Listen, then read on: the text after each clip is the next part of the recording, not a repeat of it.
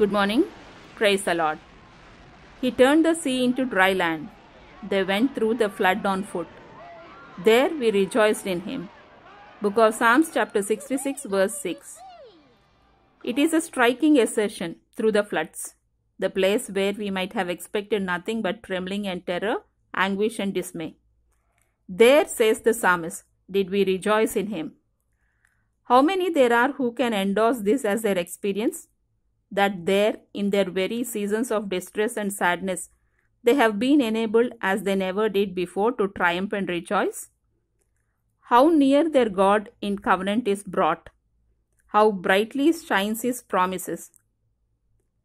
In the day of prosperity, we cannot see the brilliance of these. Like the sun at noon, hiding out the stars from sight, they are indiscernible, but when night overtakes, the deep dark night of sorrow, out come these clustering stars, blessed constellations of Bible, hope and promise of consolation.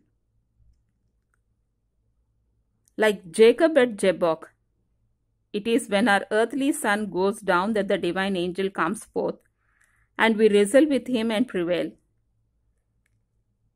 It was at night, in the evening, Aaron lit the sanctuary lamps. It is in the night of trouble the brightest lamp of the believer are often kindled.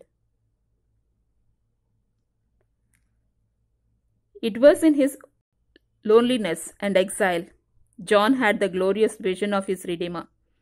There is many a Patmos still in the world, whose brightest remembrances are those of God's presence and upholding grace and love in solitude and sadness.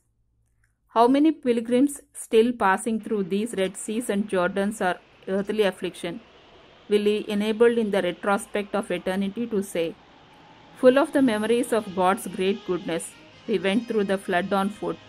There, in these dark experiences with the surging waves on every side, deep calling to deep, Jordan as when Israel crossed it, in the time of the overflowing flood, yet there did we rejoice in him. And I will give her her vineyards from thence and the door of trouble for a door of hope, and she shall sing songs for me. Book of Hosea chapter 2 verse 15.